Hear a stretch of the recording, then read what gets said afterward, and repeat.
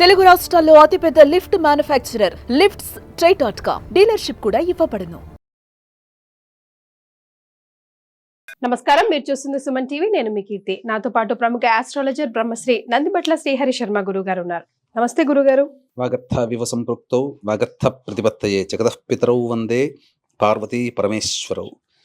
సదాశివ సమారంభాం శంకరాచార్య మధ్యమాం అస్మదాచార్య పర్యంతం వందే గురు పరంపరాం. ఆదిత్యాయ చ సోమాయ మంగళాయ బుధాయ చ గురు శుక్ర శనిభ్యశ్చ రాహవే కేతవే నమః. శృంగేరి జగద్గురు పీఠాధిపతులకి, కంచి పీఠాధిపతులకి నమస్కారములు తెలియచేసుకుంటూ కార్యక్రమాన్ని ప్రారంభిద్దాం. గురుగారు, పుష్యమాసంలో వచ్చే ఆఖరి అమావాస్య, చొల్లంగి అమావాస్య అంటున్నారు, మౌని అమావాస్య అంటున్నారు. చాలా పవిత్రమైన రోజు అని కూడా అంటున్నారు. ఈ రోజు ఎందుకు అంత పవిత్రమైనది?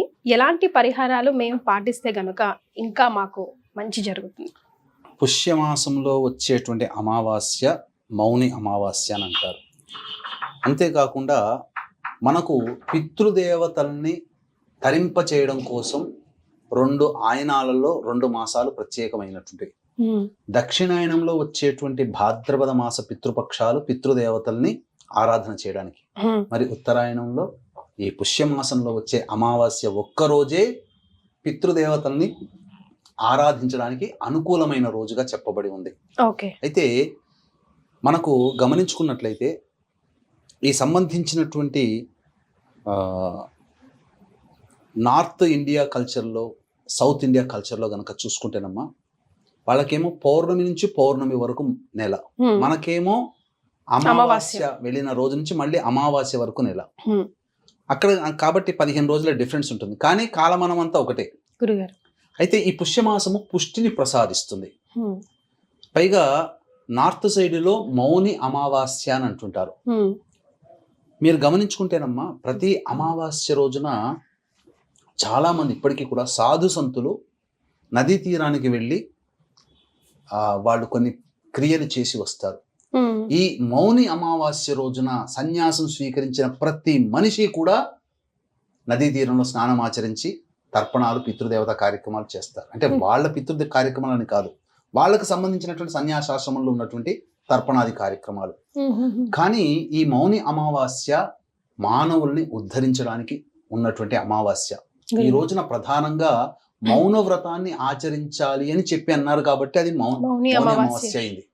కాబట్టి ఈ రోజున ఈ సంవత్సరం 2025 సంవత్సరంలో జనవరి 29వ తారీఖు రోజున వస్తుందమ్మా. ఇది చాలా ప్రత్యేకమైనటువంటిది. ఎందుకనంటే అమావాస్య అంటేనే సంపూర్ణంగా రవి ఉంటాడు కదా. ఆ రవి ఉన్నటువంటి అమావాస్య రోజున రవికి సంబంధించిన ఒక నక్షత్రం కూడా ఉదయం 8:30 వరకు ఉంది. ఉత్తరాషాఢ నక్షత్రం ఉందమ్మా. తదనంతరం శ్రవణ నక్షత్రం వస్తుంది.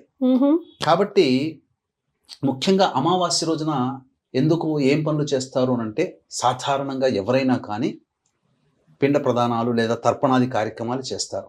ప్రతి అమావాస్యకి చేస్తారు, ప్రతి అమావాస్యకి చేయాలి. కానీ ఈ సంవత్సరం ఉన్నటువంటి ఈ మౌని అమావాస్య 29వ తారీఖు రోజున వస్తుంది కదా. ఆ రోజున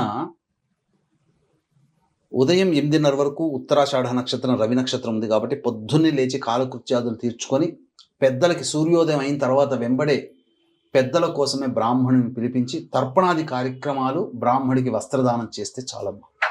లేదు, చాలా మంది బ్రాహ్మడు అవైలబుల్లో ఉన్నటువంటి కుగ్రామంలో ఉంటారు. అటువంటి వాళ్ళు ఏం చేయాలనంటే, ముందుగా గణపతికి నమస్కారం చేసుకొని, మా పితృదేవతల కోసం నేను ఈ యొక్క తర్పణాది కార్యక్రమాలు చేస్తున్నానని చెప్పి సంకల్పం చేసుకొని దక్షిణం వైపు ఫేస్ పెట్టి ఒక గ్లాసు, స్పూను, ఒక బౌల్, కటోరి గిన్నె పెట్టుకొని ఆ గ్లాసులో నీళ్లు పోసి, మంచినీళ్ళు పోసి అందులో నల్ల నువ్వులు వేసిన తర్వాత అప్పుడు పితృదేవతల్ని స్మరించుకొని అంటే భర్త వైపు 3 తరాలు, భార్య వైపు 3 తరాలు ఉన్నటువంటి చనిపోయిన వాళ్ళ పేర్లు, గోత్రము చెప్పి ఆ పేరు తర్వాత ఆ నీళ్లు, ఆ స్పూన్లో నీళ్లు తీసుకొని నువ్వులతో ఉన్నటువంటి నీటిని అరచేతిలో వేసుకొని గోత్రము పేరు చెప్పి వాళ్ళకి తర్పణం వదులుతానని భావన చేసుకొని ఆ నీటిని ఈ బొటన వేలి గుండా నీరుని ఆ కటోరి గిన్నెలో వదలాలి. ఇలా తర్పయామి తర్పయామి తర్పయామి అని 3 సార్లు వదలాలి. ఇలా చేస్తే బ్రాహ్మడు లేకపోయినా మీరు కనీసము ధర్మాన్ని పాటించిన వాళ్ళు అవుతారు. ఇది పెద్దల కోసం చేయాల్సినటువంటి విధి.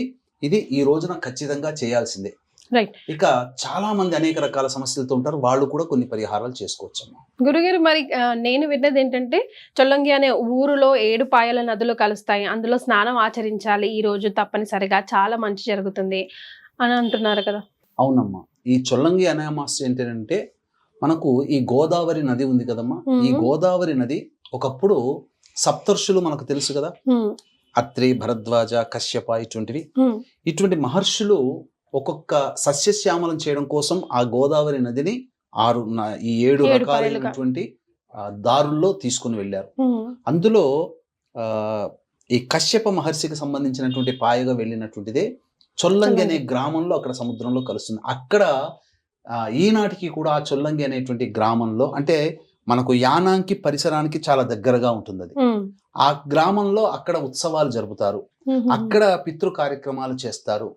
ఆ విధంగా చొల్లంగి అనే గ్రామం దగ్గరగా వెళ్ళి నదిలో కలుస్తుంది కాబట్టి దానికి, ఎందుకంటే ఈ భూమి అంతా కశ్యప ప్రజాపతికి సంబంధించింది కదా, పరశురాముడు దానం చేస్తాడు కదా కశ్యపుడికి, ఆ విధంగా అక్కడి నుంచి సముద్రంలో కలుస్తుంది కాబట్టి ఆ ప్రాంతమే ఆఖరిది కాబట్టి ఆ డెస్టినేషన్కి, కాబట్టి అక్కడ ఈ తర్పణాది కార్యక్రమాలు, జాతరలు కూడా చేస్తారు ఈ రోజున అక్కడ.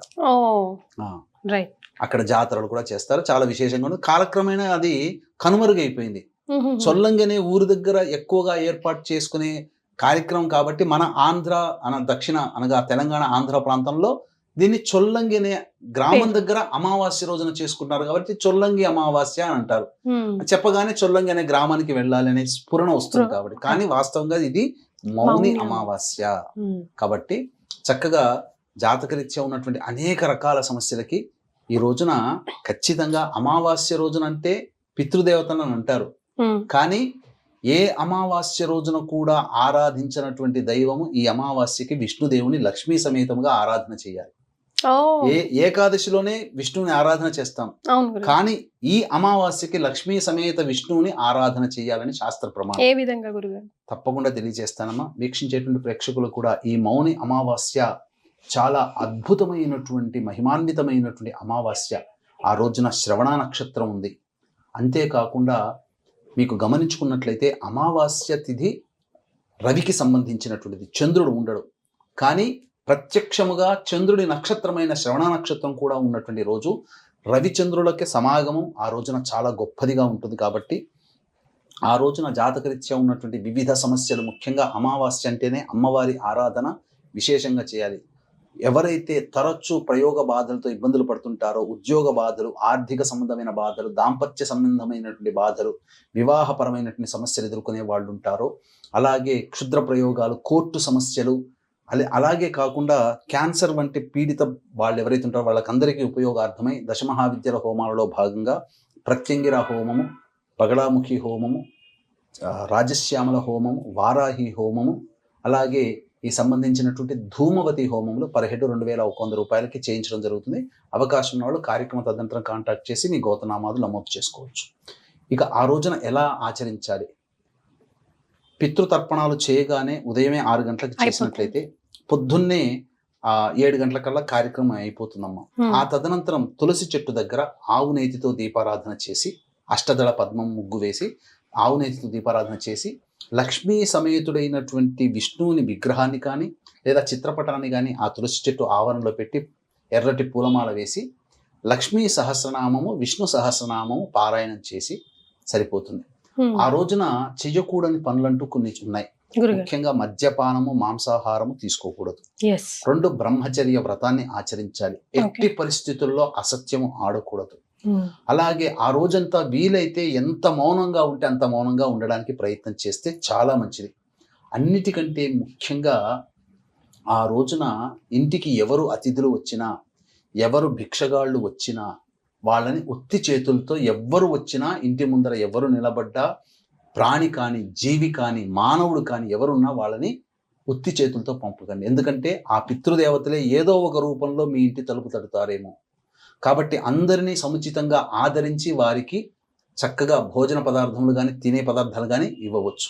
ఇక ముఖ్యంగా ఆ రోజున ఉసిరికాయ మరియు దుప్పటి, రగ్గు కానీ ఇవి దానం చేస్తే చాలా విశేషమైనటువంటి పుణ్య ఫలితం దక్కుతుంది, పితృదేవతల అనుగ్రహం కలుగుతుంది. ఉసిరికాయ దానం చేయమన్నారు ఈ అమావాస్య రోజున. కాబట్టి దానం చేస్తే విశేషమైనటువంటి పుణ్య ఫలితం. విష్ణువుని పూజించే అమావాస్య ఇది ఒకటే కాబట్టి విష్ణు సంబంధమైనటువంటి దేవాలయానికి చేరుకొని తులసిమాల ఆ విష్ణువుకి సమర్పించిన ఎంతో పుణ్యం లభిస్తుంది, కష్టములు తీరుతాయి, పితృదేవతల అనుగ్రహం కలుగుతుంది. అనాథలకి ఎవరైనా వృద్ధాశ్రమంలో కానీ అనాథాశ్రమంలో వాళ్ళకి శక్తి కొలది తోచిన విధంగా సమర్పణ అనగా అన్నపానాదులు కానీ సమర్పించవచ్చు, పండ్లు పదార్థాలు పంచవచ్చు. ఈ విధంగా చేసినట్లయితే తప్పకుండా దేవతల యొక్క అనుగ్రహం కలుగుతుంది. అమావాస్య రోజున ఆ ఫలితాన్ని మనం పొందుతామని చెప్పడంలో ఏమాత్రం సందేహం లేదు అని చెప్పవచ్చు.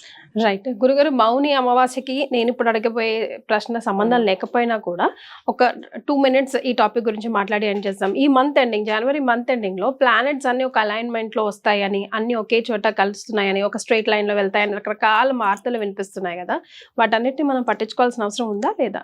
అంటే మనకు రాశి చక్రము ప్రధానంగా జ్యోతిష ప్రకారం చూసినట్లయితే రాశి చక్రంలో గ్రహాలన్నీ కూడా మనకు ఒక్కొక్క క్షేత్రంలో ఉన్నట్టుగా, కానీ అంతరిక్షంలో నవీన టెలిస్కోప్ని ద్వారా చూసినప్పుడు మనకు కనబడేదంతా కూడా ఒక వరుస క్రమంలో కనబడుతున్నాయని ఒక భావన. కానీ అవి ఒక మనకు మాత్రమే చూడడానికి ఒక వరుస క్రమంలో ఉన్నట్టుగా ఉంటుంది. టెలిస్కోప్ ద్వారా చూసినా లేకపోతే ఒక ఇల్యూషన్ అనమాట అది. మన కంటిని అంటే ఇప్పుడు మనము 3D అనేది చూసామనుకోండి, ఏమవుతుంది, ఆ వస్తువు విసిరేస్తే మన మీదకి వస్తున్నట్టుగా ఉంటుంది, కానీ వాస్తవంగా మన మీదకి వస్తుంది ఆ సినిమాలో రాదు. అలాగే మన కంటికి ఒక భ్రమ లాంటిది, అంటే ఒక ఇల్యూషన్ లాగా ఆ 6 ఒకే రకంగా ఉన్నట్టు, కానీ వాస్తవ పరిస్థితిని కనుక మనం చూస్తే 6 వివిధ రాశుల్లో ఉన్నట్టుగా ఉంటాయి. కాబట్టి దీని గురించి ప్రత్యేకంగా చెప్పాల్సినటువంటి అవసరం లేదు. షడ్గ్రహ కూటమి అనేటువంటిది ఉంటుంది. గ్రహాలు వరుసగా మనకు కనబడుతున్నాయి టెలిస్కోప్ ద్వారా, కానీ ఒకే రాశిలో షడ్గ్రహ కూటమి ఉండబడేటువంటి సమయం మాత్రం ఈ జనవరి కాకుండా మార్చి 29వ తారీఖు రోజున ఉగాది సందర్భంగా వస్తుంది. తప్పకుండా ఆ షడ్గ్రహ కూటమి ప్రభావం వలన ఎటువంటి ఇబ్బందులు ఎదుర్కొంటాయి, ఏ రాశిలో వాళ్ళకి మంచి, ఏ రాశిలో వారికి ఇబ్బందికర పరిస్థితులు ఉంటాయనేది సవివరంగా చేసుకుందాం. ఆ షడ్గ్రహ కూటమి ఉన్నప్పుడు కొన్ని నియమాలు పాటించాలి, కొన్ని పనులు చేపట్టాలి, ఏ పనులు ఏ రాష్ట్ర వాళ్ళు చేపట్టాలో మనం తప్పకుండా తెలియజేసుకుందాం. చాలా సంతోషం గురుగారు, ధన్యవాదాలు. సర్వం శ్రీ ఉమామహేశ్వర పరబ్రహ్మార్పణమస్తు.